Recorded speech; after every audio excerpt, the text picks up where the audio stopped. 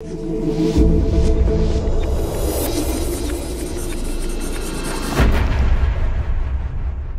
Viewers, welcome to Maruf Syria. সবাইকে নতুন episode দেখার জন্য স্বাগতম। তো আজকে বাইরের ওয়েদারটা খুব বাতাস, সারা দেশেও আপনারা জানেন যে তুফান বয়ে যাচ্ছে। তুফান সিনেমা সারা দেশের হলগুলোতে মাতাচ্ছে, 129টা হলে রিলিজ পেয়েছে এবং আমি এখন পর্যন্ত যা খবর পেয়েছি সেটাতে বলা হচ্ছে যে জওয়ানের যে গত বছরের রেকর্ড ছিল, প্রথম দিনের যে অ্যাডভান্স বুকিং এবং সব কিছু মিলে সেটাকেও তুফান ছাড়িয়ে গেছে। ইভেন রাহান রাফির নিজের যে লাস্ট ব্লকবাস্টার হিট পরান সেটাকেও ছাড়িয়ে গেছে। সব মিলিয়ে তুফান ঝড়েই এখন বাংলাদেশ মোটামুটি বলা যায় যে মাতোয়ারা।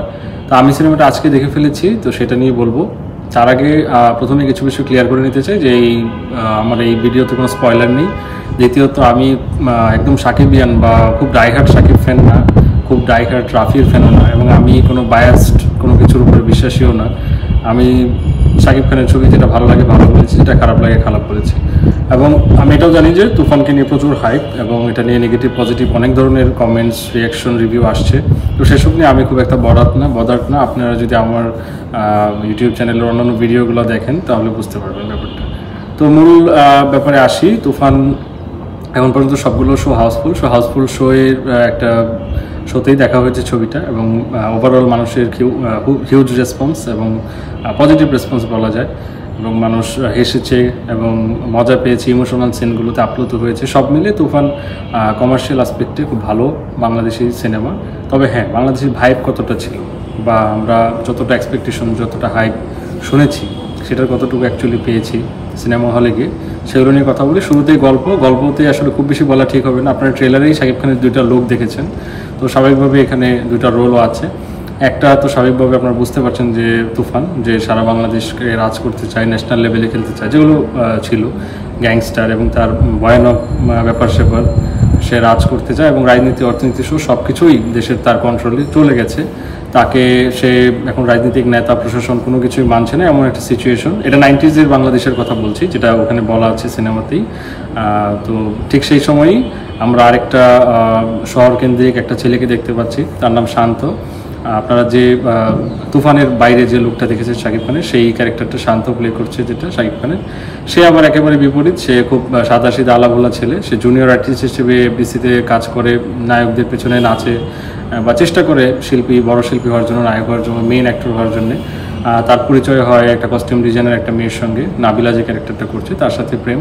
তো সব মিলিয়ে এভাবেই গল্প এগিয়েছে। এখন প্রশ্ন থাকতে পারে যে তুফান এবং এই শান্ত তাদের দেখাটা কেন হয়, কিভাবে হয়, তুফানের পরিণতি কী, মিমির সাথে শাকিব খানের ব্যাপারটা কী, বা গাজী রাকায়েত কেন তুফানকে নিয়ে এত কিছু বলছে। সিনেমা ট্রেলারে আপনারা যা দেখেছেন এই কোশ্চেনগুলো সিনেমা দেখলে আপনারা পেয়ে যাবেন। পজিটিভ দিক বলতে এখন যদি আসি, হিউজ পজিটিভ দিক, কারণ তুফান অ্যাকচুয়ালি ফুল ফ্লেজড কমার্শিয়াল ছবি, বিগ বাজেট ছবি, যেটা হলের পরতে সিনে বোঝা গেছে। আয়োজন, তারপরে এটার আর্ট ডিজাইন, প্রোডাকশন, এটার কস্টিউম, সেট, ইভেন ক্যামেরার যে কাজ তাসিন রহমান করেছেন সেটা প্রশংসা না করলেই না। ওয়ান টেক শট ছিল একটা হসপিটালে, সেটাও দারুণ। এবং ফায়ারিং, তারপরে যে শটগুলো নেওয়া হয়েছে, অ্যাকশনে যে খরচ করা হয়েছে, সবগুলোই আপনার বিশ্বাসযোগ্য মনে হয়েছে যে না, it's a standard big budget film. এবং অ্যাকচুয়ালি রাফি এই ধরনের বড় মাসালা বা ফর্মুলা ছবি করেনি এর আগে। রাফি মেনলি ট্রু ইনসিডেন্ট থেকে নেওয়া বিট্রিয়ালের গল্প বা এই ধরনের গল্প নিয়ে রাফি কাজ করেছে, যেগুলো খুব স্বল্প পরিচয়ে এবং আমাদের খুব চেনা জানা গল্প, আমরা পত্রিকায় পড়েছি সেই ধরনের। এই প্রথম মনে হয় যে রাফি খানিকটা ট্রু ইনসিডেন্ট ধার করে নিয়ে বা একটা আবহ রেখে একটা বলা যায় যে কাল্পনিক বা ইমাজিনারি একটা জায়গা সৃষ্টি করেছে। তো সেই জায়গা থেকে তুফান খুবই ভালো, ফুল ফ্লেজড কমার্শিয়াল ছবি, এ ব্যাপারে কোনো সন্দেহ নেই। পারফরমেন্সে যদি বলি, Shakib Khan one of the finest performance from last 10 years, এবং অনেকে প্রিয়তমার কথা বলবেন, রাজকুমারের কথা বলবেন, বাট আমি এখানে ডাবল রোলে শাকিব খানের তুফানেই তার পারফরমেন্সকে এগিয়ে রাখবো। ইভেন প্রিয়তমার শেষ 30 মিনিটে শাকিব খানের যে পারফরমেন্স তার থেকেও, কারণ এখানে একটু টাফ ছিল। শাকিব খানের দুটা ক্যারেক্টারই খুব ভিন্ন ভিন্ন। সো এখানে আসলে এক একটা একেবারে ভিন্ন, এবং দেখা গেছে যে একই সাথে ফেস টু ফেসও তাদেরকে আমরা সিনেমা হলে দেখতে পাবো। সো খুবই টাফ ছিল, সেটা খুব ভালোভাবে উতরে গেছে। এবং আমি মনে করি যে ইমোশন, এক্সপ্রেশন, অ্যাঙ্গার, ভয়ানক যে ব্যাপার স্যাপার, ডায়ালগ, আপস অ্যান্ড ডাউন সব দারুণ ছিল।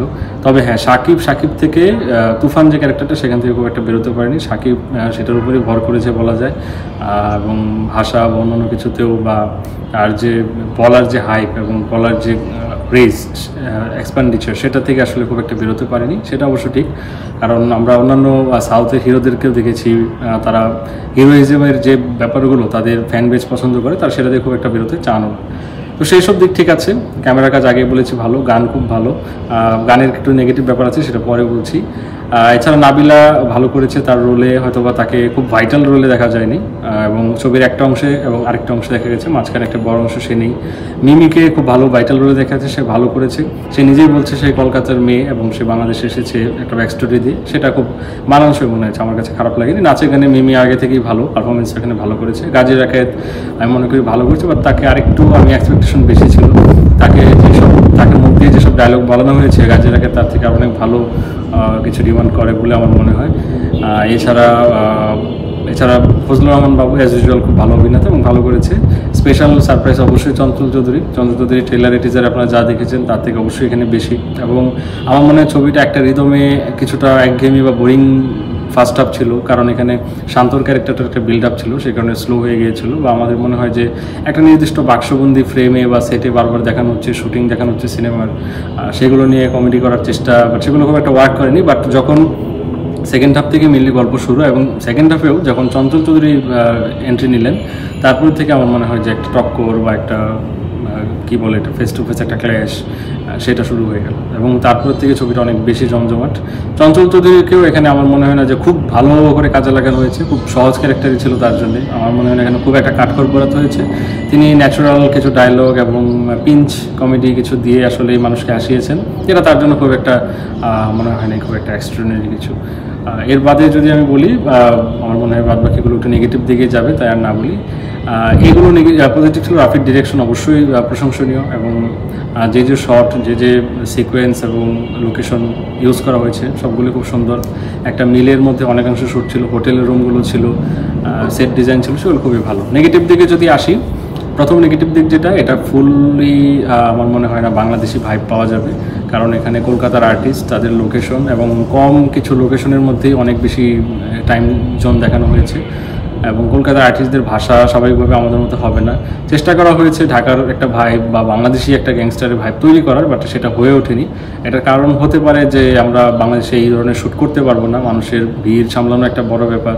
আবার কম সময়ের মধ্যে কলকাতার যে প্রফেশনাল টেকনিশিয়ানস, তাদের দিয়ে তুলে আনা, বাংলাদেশের টেকনিশিয়ানসদের এত কম সময় তুলে আনার একটা ব্যাপার থাকতে পারে, আমি জানি না। টেকনিশিয়ানদেরও আবার ফ্লেক্সিবিলিটি বা এক্সিলেন্সির পার্থক্য থাকতে পারে। বাট আমার কিন্তু তাসিন রহমানের ক্যামেরা থেকে শুরু করে আমাদের যে কস্টিউম বা যাদের কাজ দেখলাম, আমাদের টেকনিশিয়ানদের কোনো অংশে কম মনে হয়নি। বাট আমরা শুধু শুটিংটা হয়তো বা রামুজি বা ওখানে হয়নি, বাট কলকাতার যে জায়গাগুলোতে হয়েছে, সেখানে সেট তৈরি করে করা হয়েছে, সেগুলো আসলে খুব বেশি কনভিন্সিং লাগেনি বা রিয়েলিস্টিক লাগেনি, সেটা একটা ব্যাপার। এই কারণে বাংলাদেশি ভাইব পাওয়া যায়নি। স্বাভাবিকভাবে তাদের যে দাদা বলে সম্বোধন বা এগুলো তো থাকবেই, সেগুলো হয়তো আমরা ঢাকার সাথে মেলাতে পারিনি। ঢাকা বা বাংলাদেশের কোনো আইকনিক সিন বা কোনো প্লেস আমরা এখানে নোটেট করিনি, দেখানো হয়নি। এবং বাংলাদেশের আর্টিস্টগুলোকে তুলে নিয়ে শুধু সেখানে বসিয়ে দেওয়া হয়েছে, ব্যাপারটা অনেকটা এরকম মনে হয়েছে। এর বাইরে যদি বলি, পারফরমেন্সে কিছু নেগেটিভ ব্যাপার আছে, কারণ নাবিলার ক্যারেক্টারটাকে খুব বেশি এক্সপ্লোর করা হয়নি, যেটা বললাম শুরুতেই।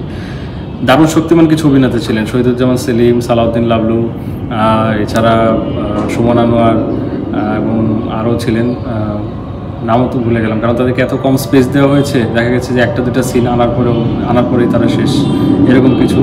তাদেরকে মিশা সওদাগরও ছিল, আমি ভুলে গেছি। মিশা সওদাগরও সেই অ্যাকচুয়ালি গ্যাংস্টার লেভেলে তার প্রথম গুরু থাকে, তো তাকেও আমার মনে হয় খুব একটি এক্সপ্লোর করা হয়নি। তাকে নিয়ে আরও খেলা যেত, হয়তো বা খেলা যেত, আমি জানি না, এটা ছবির লেন্থের উপর ডিপেন্ড করে। তো এই হলো ব্যাপার। ছবির ফার্স্ট হাফ যেটা বললাম, এটা একটা নেগেটিভ ব্যাপার, যে ফার্স্ট হাফ খুবই স্লো এবং রিপিটেড কিছু ব্যাপার ছিল।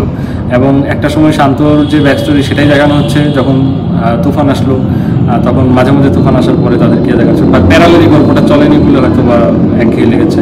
আদনান আদিব খানের ডায়লগ রাইটার খুব ভালো ডায়লগ লিখেছেন, এটার প্রশংসা করতেই হবে। কিছু কিছু টাকা অবশ্য খেলো লেগেছে, কারণ আদনান আদিব যে ধরনের অ্যাড বা কমার্শিয়ালের ডায়লগ লেখেন, আয়নাবাজির ডায়লগও লিখেছেন, বা সেটাও একদম অন্য ধরনের ছবি। আমার মনে হয় ফর্মুলা ছবিতে আরেকটু যেটা মাসালা বা একটু বিশ্বাসযোগ্য মাসালা লাগে, যেটা আমরা হুবহু সাউথ বা দক্ষিণের খুব ওভার হাইপ কিছু ডায়লগ ইউজ করে সে খুব ভয়ঙ্কর, সে খুব বেদম, সেগুলো মুখে যতটা বলা হয়েছে ততটা আসলে আমরা সিনে করতে পারিনি। সিনে প্রচণ্ড গোলাগুলি এবং ফায়ারিং দিয়ে তার ভয়ানক ব্যাপারগুলো বোঝানো হয়েছে। ডায়লগে কিছু কন্ট্রাডিক্টরি ব্যাপার ছিল, একই দিকে বলা হচ্ছে যে মানুষ কখনো অপরাধী হয়ে জন্ম নেয় না, আবার ডায়লগেই বলা হচ্ছে যে বাচ্চা হওয়ার পরে সে মাকে যেহেতু মা মারা গেছে সেহেতু সে রাক্ষস হয়ে জন্ম নিয়েছে, ইত্যাদি বিভিন্ন কন্ট্রাডিক্টরি ডায়লগ ছিল। বলা হচ্ছে তুফান খুব চতুর, বাট তুফানকে আমরা দেখে পেয়েছি এলোপাতারি, যাকে তাকে গুলি করছে, ইভেন তার হয়তো বা বিশ্বস্ত লোকে কেউ করছে। সো এগুলো খুব কন্ট্রাডিক্টরি ছিল। তুফানের যে আমার মনে শান্তর যে ক্যারেক্টার ব্যাকস্টোরি, সেটা থেকে তুফানের ক্যারেক্টার ব্যাকস্টোরিটা একটু কম হয়ে গেছে, বা আরেকটু এক্সপ্লোর করা দরকার ছিল, তার বেড়ে ওঠা বা তার ওয়ান বাই ওয়ান যে ওঠার যে জার্নিটা সেটা। তুফানকে শুধু আমরা ভায়োলেন্স এবং ভয়ঙ্কর হিসেবে দেখেছি, তুফানের যে চরিত্রের শেড সেটাকে আমার মনে হয় আরেকটু এক্সপ্লোর করা দরকার ছিল। ওভারঅল এই ছিল আমার রিভিউ। আপনারা ছবিটা হলে গিয়ে দেখুন, দেখে ভালো মন্দ বিচার বিশ্লেষণ করবেন।